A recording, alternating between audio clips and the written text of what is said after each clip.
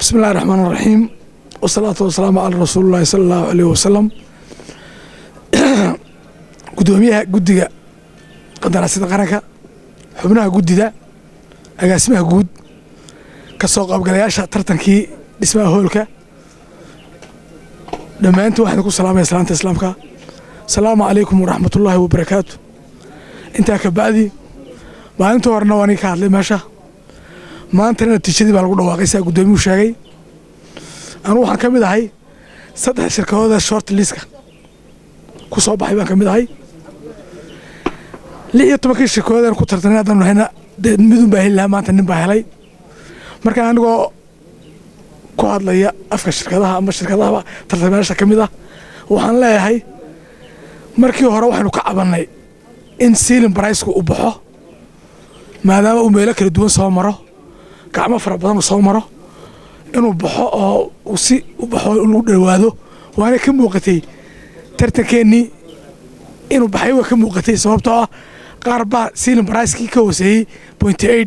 قاربة بقول كوسي قاربة لو مكاوي هو بحيوه إنه نور شر كل هذا الناشر كذا واحد لسه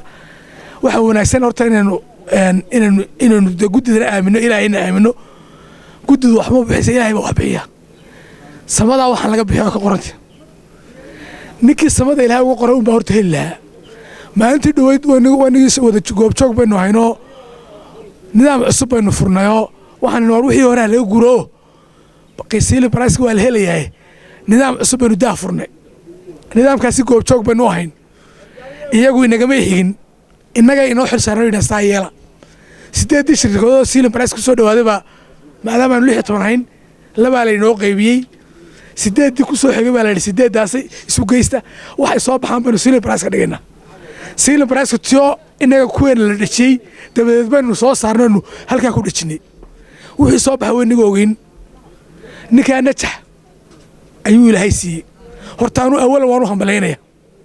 waxaan leeyahay hambaliyo guddiga qandarasana waan ku hambaleynaya laakiin inaga laba inoo kala daaya ama cabashada aynu joojino ama kolba wixii sida wax u gartaan ee wax u kala helino doona ku qanacno labada mid aan yeelo gud hadana noqoda qadarasida soo doonta halka waxa fariin ugu dareemay madaxweynaha Jamhuuriyadda Soomaaliland Muuse Biixi Cabdi madaxweyne aad baad ugu mahadsantahay maadaama aad guddi xirfad leh oo transparency oo si xaq ah wax u qaybisay aad noogu muuqdo guddi qadarasida waxaanu ka codsan lahayn mar labaad madaxweyne in waxa la wixii qandaraasay dalka laga bixinayo ama ay aad bixinayso ama ay wasaarad bixinayso ama ciduna ay bixinayso in guddiga qandaraasyada la soo mariyo oo ama halkooda lagu qabto tartanka cidii furaysa ay ku furto iyana ay goobjoog ka noqdaan ama iyagu ay noo furaan ban madaxweyne ka codsanayna waad mahadsantihiin